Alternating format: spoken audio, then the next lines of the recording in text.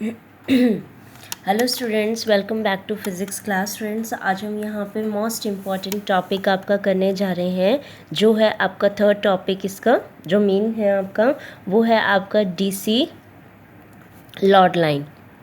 ठीक है, तो डीसी लॉर्ड लाइन अब अपने को समझना है कि ये क्या होता है और कौन सा सर्किट इसके अंदर यूज़ किया जाता है। आपको ये सारी चीज़ें इसके अंदर पता होनी चाहिए। ठीक है, तो बच्चे ध्यान दो कि जो डीसी लॉर्ड लाइन है आपका, वो आपका एग्ज़ाम में कई बार आता है। ठीक है, और ये वैरी कर सकता है आपका, जैसे 3 मार्क्स का आ गया या फिर ज़्यादा उसका देना होगा। तो ये क्या करेगा, आपसे क्या पूछेगा, यहाँ पे डीसी लॉर्ड लाइन पूछेगा और क्यू पॉइंट भी पूछ लेगा, और कोई न्यूमेरिकल दे सकता है कि आप किसी भी उसमें, जैसे आपको कोई सर्किट दिया होगा, वहाँ पे आप क्यू पॉइंट को कैसे फाइंड आउट करोगे। ठीक है, तो इस लेक्चर के अंदर हम क्या करेंगे, डीसी लॉर्ड लाइन कैसे, कौन सी लाइन होती है वो देखेंगे, और क्यू पॉइंट इसके अंदर मेथड्स क्या क्या हैं आपके कोई भी डीसी लॉर्ड लाइन को ऑब्टेन करने के, और क्यू पॉइंट क्या चीज़ होता है। ठीक है, उस चीज़ को समझेंगे हम। ठीक है, तो ये जो डीसी लॉर्ड लाइन है आपकी, ठीक है, हमें ये करना है। इसके लिए बेटा हम क्या करते हैं, कॉमन एमिटर ट्रांजिस्टर आपका यूज़ करते हैं, एम्पलीफायर वाला, और वो जो होगा वो आपका NPN ट्रांजिस्टर यूज़ किया जाएगा। ठीक है, इसमें क्या किया जाएगा, आपका NPN ट्रांजिस्टर यूज़ किया जाएगा। तो आप बना लेते हैं पहले, कौन सा उसमें बनाना है, कॉमन एमीटर। तो कॉमन एमीटर तो हम इसी तरीके से कर रहे थे, और आपका ये हो गया इसके अंदर। तो अब आप कौन सा कर रहे हैं, NPN, यानी कि एमीटर की साइड तो बेटा N है। आपको पता है जहाँ N होता है डायरेक्शन आपकी वहीं जाएगी, पता है ना सबको। ठीक है, तो इसका मतलब ये आपका क्या हो गया, बेस हो गया, ये आपका एमीटर था, और ये आपका क्या है, कलेक्टर है। ठीक है, तो ये आपका क्या है, P है, और ये कितना है, N हो गया, यानी कि ये EP है। तो इसका मतलब अब यहाँ पे तो हमें तो एक बारी तो एम्पलीफायर ही बनाना था, तो इनपुट भी देनी है, और आपको ये देखना है कि कैसे वर्क करेगा। तो हमें इसको वोल्टेज भी देनी पड़ेगी। जो डीसी सप्लाई है वो कैसे देंगे, P को बैटरी के पॉजिटिव से और N को बैटरी के नेगेटिव से अटैच कर देते हैं। ठीक है, इसको ठीक से कर लेना इस तरीके से। और फिर उसके बाद जब ये वाला पोर्शन बनाते हैं तो आपको पता है इसको कैसे करेंगे। एन को तो बैटरी के जो हमारा एन टाइप है, ठीक है, इसको क्या करेंगे, जो हमारा जैसे ये अपना एन है, ये भी एन है, तो एक को क्या करना पड़ेगा, रिवर्स वाइज बनाने के लिए एक को पॉजिटिव कर दो। ठीक है, तो हम क्या करते हैं, अगर ऊपर वाले को पॉजिटिव तो नीचे वाले को नेगेटिव में ही रख देते हैं। तो ये नेगेटिव हो गया, फिर ये पॉजिटिव, फिर ये नेगेटिव। ठीक है, फिर ये अपना क्या हो गया, पॉजिटिव हो गया। तो इस तरीके से करके मैंने उसको कनेक्ट करवा दिया। और आपको पता है यहाँ पे एक अपना रेजिस्टेंस भी अप्लाई किया जाता है। अगर ये पॉजिटिव उसमें था तो इसका मतलब क्या हुआ कि ये आपका पॉजिटिव है और ये नेगेटिव है। इसका मतलब करंट तो आपके ऐसे फ्लो करेगा इसके अंदर। ठीक है, करंट ऐसे फ्लो करेगा इसके अंदर। और अपना पता है कि ये अपना कौन सा पोर्शन हो गया, VCE वाला अपना हो जाएगा यहाँ पे। और ये बैटरी कौन सी है बेटा, VCC वाली। और आप सबको पता है यहाँ से हम क्या करते हैं, V0 को ही फाइंड आउट करते हैं, और यहाँ पे हम क्या देते हैं, इनपुट देते हैं। लेकिन अभी मैं कोई भी सिग्नल इसके अंदर नहीं दे रही। अगर कोई सिग्नल नहीं दे रही तो आपको पता है यहाँ से VCE किसके इक्वल हो जाएगा आपका, देखो इसमें देखो, आप ऐसे चलते हो लेकिन करंट ऐसे जा रहा है, तो यानी कि अब के जो आपका ICRL है ये नेगेटिव और इसका पॉजिटिव टर्मिनल है। इसका मतलब VCE is equal to VCC, minus में कितना हो जाएगा आपका, ICRL हो जाएगा। ऐसे लिखोगे। ठीक है, तो इसको देखो, आपने जो अभी ये बनाया है इसको यहाँ पे लिख लो कि let us consider the common ammeter NPN transistor amplifier. ठीक है, और इन दिस हम कोई भी इनपुट जो है वो सप्लाई नहीं कर रहे हैं इसके अंदर। तो when no input signal is applied to circuit, तो हम इसमें डीसी सर्किट कंडीशंस एग्जिस्ट करेंगी। डीसी कंडीशंस exist तो आपा क्या करते हैं बेटा, जो ये वाला पोर्शन है यहाँ पे क्या करते हैं, किरचॉफ वोल्टेज लॉ लगा देते हैं। और आपने अभी देख लिया ना कि यहाँ पे जब हम लगा रहे हैं तो हम तो ऐसे जाएंगे, लेकिन करंट की डायरेक्शन ऐसे है, तो ये अपोजिट में है, तो ये तो नेगेटिव हो जाएगी और इसका टर्मिनल क्या है, पॉजिटिव। तो VCE is equal to minus के ICRL प्लस के VCC हो जाएगा। ठीक है, तो ऑन अप्लाइंग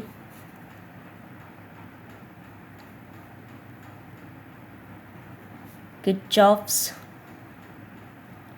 वोल्टेज लॉ, ठीक है, आपको आउटपुट जो मिलेगी, आउटपुट जो आपको मिल जाएगी वो VCE is equal to VCC minus में ICRL के इक्वल हो जाएगी। यहाँ से अगर मैं IC की वैल्यू देखूँ बेटा, तो ये कितनी हो जाएगी, IC की वैल्यू उसमें करेंगे तो ये माइनस के 1/RL इंटू में VCE प्लस में VCC/RL हो जाएगा। ठीक है, मैं इसको क्या कर देती हूँ, इस तरीके से लिख देती हूँ। अब आपको ये पता है VCC एक बैटरी है जो कि कांस्टेंट बैटरी के उसमें देता जाएगा।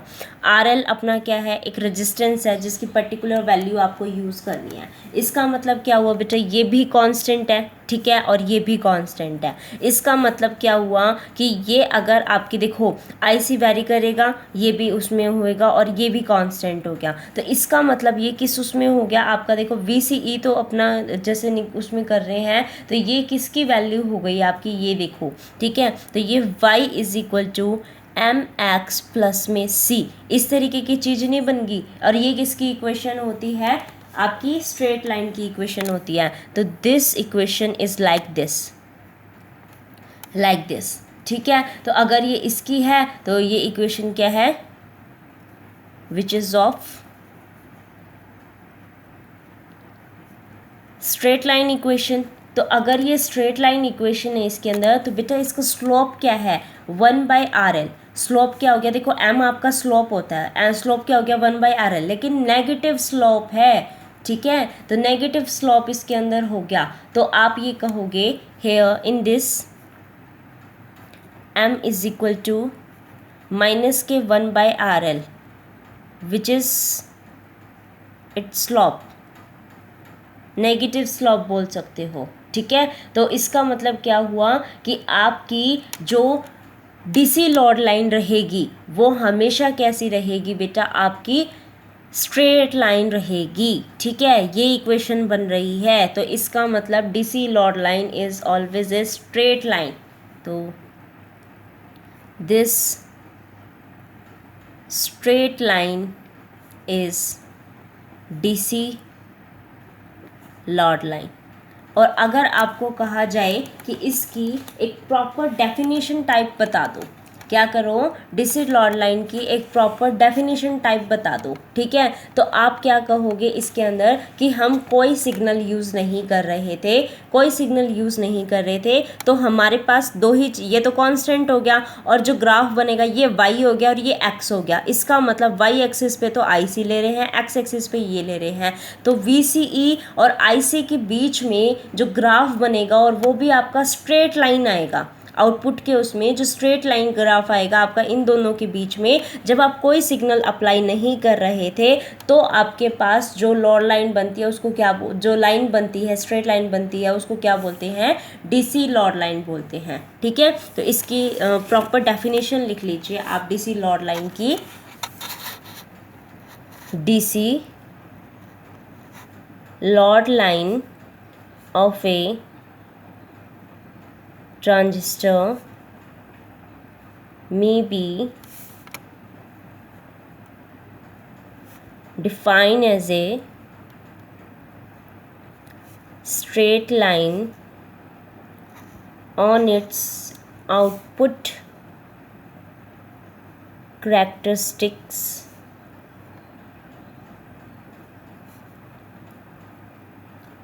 that gives the value of, क्योंकि पॉइंट्स तो आपके इन्हीं के मिलेंगे तभी तो ग्राफ प्लॉट करोगे, तो किसके, IC एंड VCE किसके कॉरस्पॉन्डिंग, जब आप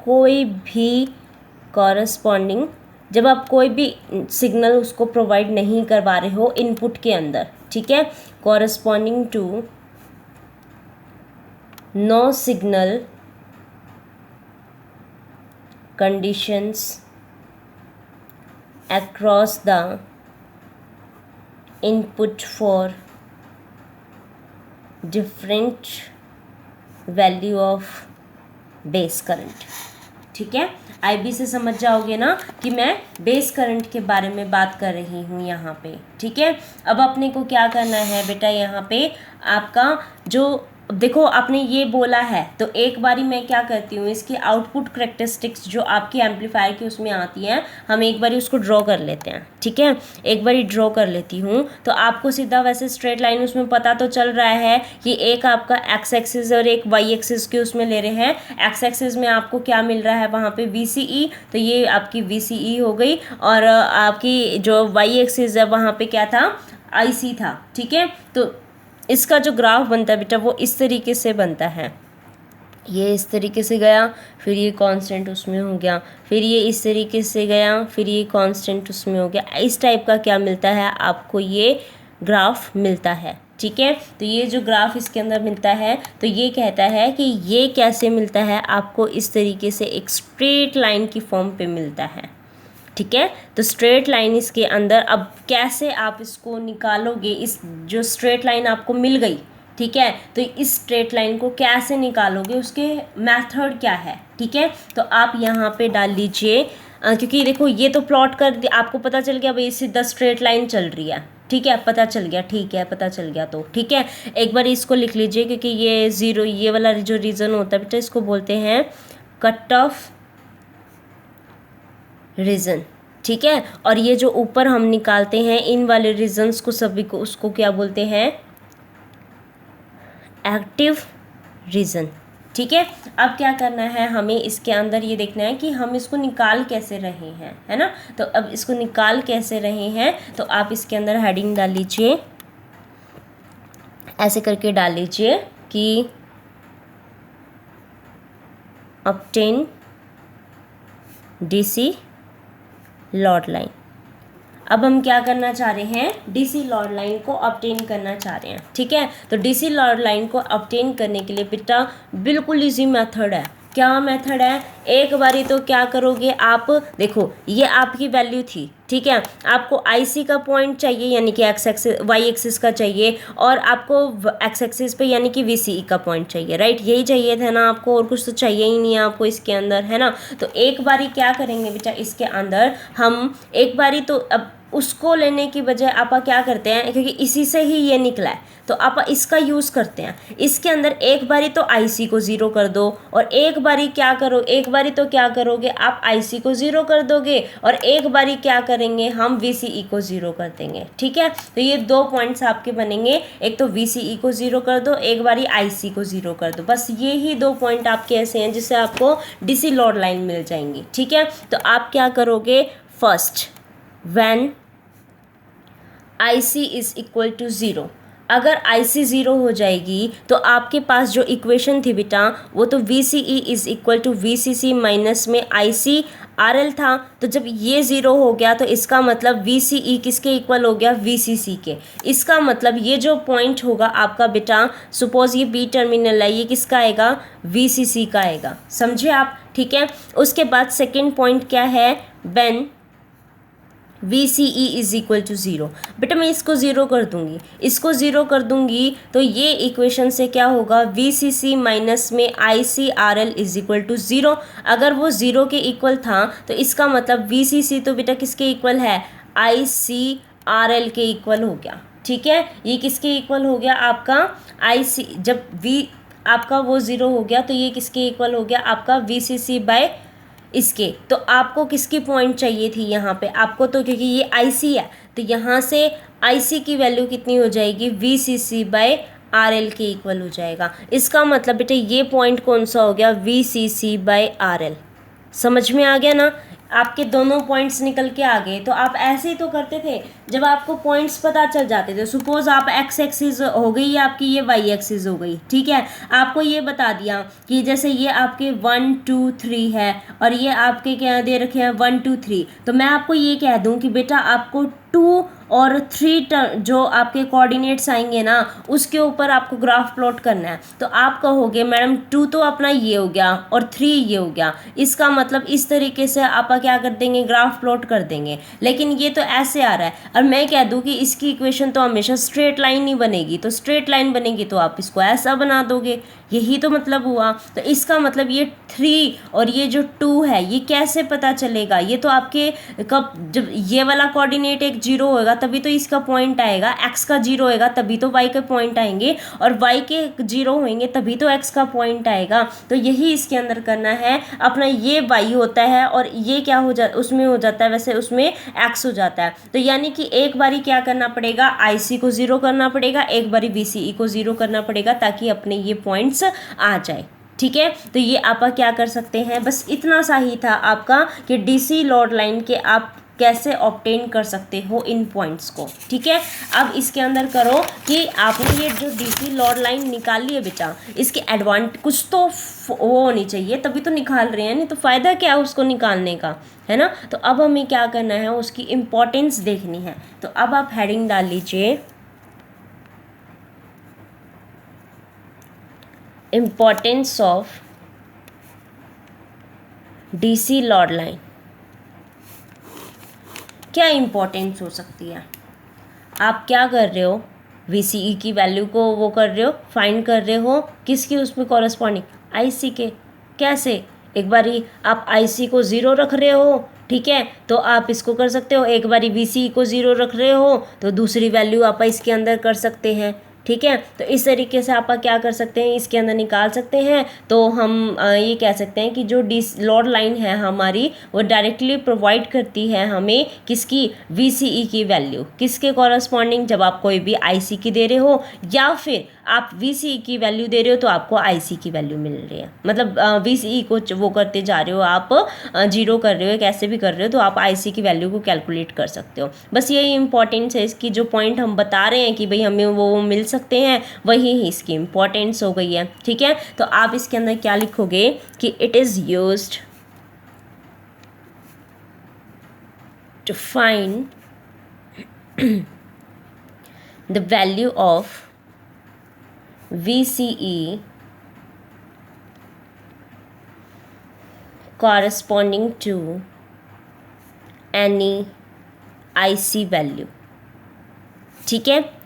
तो व्हेन IC आपका 0 होगा तो बेटा आपका VCE किसके इक्वल आ गया था, VCC के, ठीक है। तो और आपका जब आपका VCE आपका 0 हो गया था तो IC आपका किसके इक्वल हो गया था, VCC बाय RL के इक्वल था। तो इसका मतलब इससे ये पता चला कि किसी एक को देके हम दूसरे के उसको वैल्यू को फाइंड आउट कर सकते हैं, ठीक है। तो आप ये लिखोगे दस a lord line directly provides the value of VCE for any value of IC and vice versa, ठीक है। यहाँ तक हमारा importance of DC Lord line complete हो गया है। अब हमें नेक्स्ट टॉपिक जो करना है वो करना है बेटा क्यू पॉइंट से रिलेटेड, ठीक है। ऑपरेटिंग और क्वेश्चन या फिर आपका क्यू पॉइंट, ठीक है। आपको आपका हेडिंग डालनी है किसके लिए, क्यू पॉइंट के लिए। इस क्यू पॉइंट को बेटा क्वेश्चन पॉइंट या फिर ऑपरेटिंग पॉइंट भी बोला जाता है। तो कोई भी एग्ज़ाम में आए कि ये पॉइंट कौन से होते हैं, तो जो मैं अभी लिखवा रही हूँ आपको वही इसके अंदर लिख के आना है, ठीक है। तो चलिए इसको डिस्कस करते हैं कि क्यू पॉइंट, ऑपरेटिंग पॉइंट या क्वेश्चन पॉइंट आपका कौन से पॉइंट्स होते हैं। तो देखो बेटा, इसका मैं पहले ग्राफ से बता देती हूँ, फिर इसकी डेफिनेशन लिखवा देती हूँ आपको, ठीक है। देखो हमने क्या किया था, एक ग्राफ प्लॉट कर रहे थे, ठीक है, किस किस के बीच में आपको पता है वो स्ट्रेट लाइन का आया था, तो ये हमारे पास क्या होता है VCE, और वाई एक्सिस पे तो अपना कलेक्टर करंट था। ठीक है, और हमने ये भी देख लिया कि हमें जो ये आउटपुट मिलती है ना बेटा, ये हमें कैसी मिलती है, एक स्ट्रेट लाइन के ऊपर मिलती है। एक A पॉइंट इसको माना था, B पॉइंट इसको माना था, हमने ऐसे ही किया था ना। और आपको पता है यहाँ से जो जा रहा था ना बेटा, वो इस तरीके से करके ऐसे आपको क्या मिल रही थी, एक IB मिल रही थी। डिफरेंट एक्टिव रीजन के मैंने बताए थे ना। तो अब ये जो आपका Q पॉइंट होता है, ये Q पॉइंट कब, पहले सबसे पहली बात तो DC लोड लाइन कब मिल रही थी, जब कोई भी सिग्नल अप्लाई नहीं कर रहे थे। ठीक है, उसके बाद जो पॉइंट मेरा इंटरसेक्ट करता है, ठीक है, किसको, IB का पॉइंट जो मेरी इस लोड लाइन को बीच में इंटरसेक्ट करता है, इस पॉइंट को ही हम क्या बोलते हैं बेटा, Q पॉइंट बोलते हैं।